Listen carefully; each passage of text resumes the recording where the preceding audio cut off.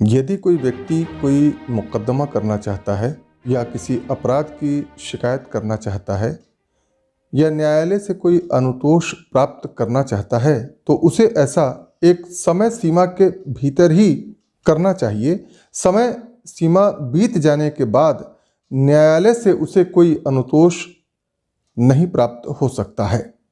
जी हाँ, सिविल मामलों में यदि कोई व्यक्ति अपने किसी अधिकार को पाने के लिए न्यायालय से अनुतोष लेना चाहता है तो उसे एक समय सीमा के भीतर ही वाद दाखिल करना होता है और इसी प्रकार से अपील या आवेदन के लिए भी समय सीमा निर्धारित की गई है। जैसे कि मान लीजिए कोई व्यक्ति अपने द्वारा दिए गए ऋण की वसूली के लिए सक्षम न्यायालय में कोई वाद दाखिल करना चाहता है तो उसे ऐसा वाद निर्धारित अवधि 3 वर्ष के भीतर ही दाखिल कर देना चाहिए। 3 वर्ष के बाद फिर ऐसा व्यक्ति ऐसे ऋण की वसूली न्यायालय के माध्यम से नहीं कर पाएगा, क्योंकि समय सीमा 3 वर्ष निर्धारित है और निर्धारित समय सीमा बीत जाने के बाद ऋण की वसूली के लिए कोई वाद न्यायालय द्वारा स्वीकार नहीं किया जाएगा। इसके लिए परिसीमा अधिनियम 1963 के अंतर्गत विभिन्न नियम दिए हुए हैं।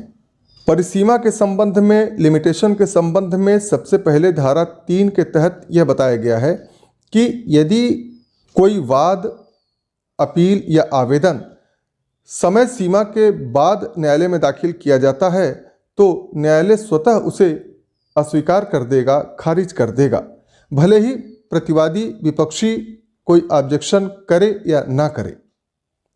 यानी मान लीजिए कि वादी और प्रतिवादी आपस में करार कर लेते हैं कि प्रतिवादी द्वारा ऐसा ऑब्जेक्शन न्यायालय में नहीं किया जाएगा, इस बिंदु को न्यायालय के समक्ष नहीं उठाया जाएगा कि वादी का मुकदमा टाइम बार्ड हो चुका है, तो भी न्यायालय स्वतः ही ऐसे टाइम बार्ड मुकदमे को अस्वीकार कर देगा, खारिज कर देगा।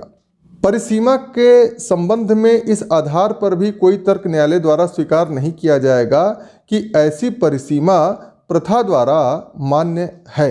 दूसरी तरफ परिसीमा अधिनियम 1963 के ही विभिन्न प्रावधानों में वह नियम भी बताए गए हैं जिनके तहत कोई वाद, अपील या आवेदन समय बीत जाने के बाद भी न्यायालय द्वारा स्वीकार किया जा सकता है।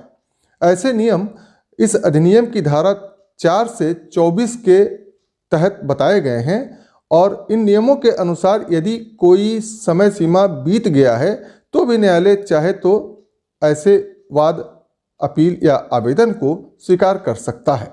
इस संबंध में धारा 10 के तहत एक विशेष प्रावधान दिया गया है जिसके बारे में कोई भी परिसीमा लागू नहीं होती है।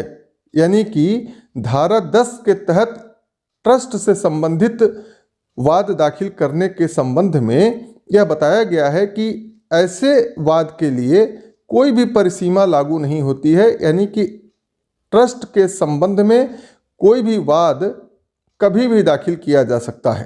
परिसीमा के संबंध में यदि हम आपराधिक मुकदमों की बात करें तो आपराधिक मुकदमों में भी परिसीमा लागू होती है, लिमिटेशन का नियम लागू होता है। दंड प्रक्रिया संहिता की धारा 468 में 468 में वह समय सीमा बताई गई है जिसके भीतर ही कोई आपराधिक मुकदमा दर्ज किया जा सकता है।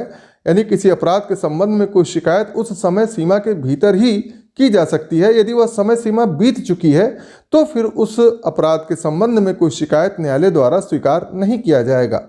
इसके बारे में धारा 468 में यह बताया गया है कि उस प्रकृति के अपराध जिसमें केवल अर्थदंड दिया जा सकता है, जुर्माना ही केवल लगाया जा सकता है, ऐसे अपराधों के संबंध में 6 महीने के भीतर ही कोई शिकायत दर्ज किया जा सकता है। यानी कोई ऐसा छोटा अपराध है जिसके लिए केवल जुर्माने से ही दंडित किया जा सकता है, तो ऐसे अपराधों के संबंध में यदि 6 महीना बीत चुका है तो उसके बाद फिर पीड़ित व्यक्ति द्वारा कोई शिकायत न्यायालय में दर्ज नहीं करवाया जा सकता है। और यदि कोई ऐसा अपराध है जिसके लिए कि 1 वर्ष तक के जेल की सज़ा हो सकती है तो फिर उसमें परिसीमा 1 साल की होगी। यानी कि 1 साल बीत जाने के बाद ऐसे अपराधों के लिए शिकायत नहीं किया जा सकता है जिसके लिए केवल 1 साल तक के कारावास की ही सजा का प्रावधान है। इसी प्रकार से ऐसे अपराधों के लिए जिनके लिए 3 वर्ष तक के कारावास की सजा हो सकती है, 3 साल के बाद कोई शिकायत नहीं दर्ज करवाया जा सकता है, यानी कि उसकी परिसीमा 3 वर्ष होगी। ये ऐसे अपराध होते हैं जो बहुत गंभीर नहीं होते हैं, इसलिए इसमें एक परिसीमा का, एक लिमिटेशन का प्रावधान कर दिया गया है। लेकिन जो गंभीर प्रकृति के अपराध होते हैं उनके लिए कोई परिसीमा नहीं होती है, उनके संबंध में शिकायत कभी भी दर्ज करवाया जा सकता है। तो ये थी परिसीमा के संबंध में कुछ संक्षिप्त जानकारी। आगे के वीडियो में हम आपको परिसीमा अधिनियम की धारा 4 से धारा 24 तक के नियमों के बारे में जानकारी देंगे, जिसके तहत समय सीमा बीत जाने के बाद भी मुकदमा किया जा सकता है। न्यायालय द्वारा ऐसे वाद, अपील या आवेदन को स्वीकार किया जा सकता है। धन्यवाद।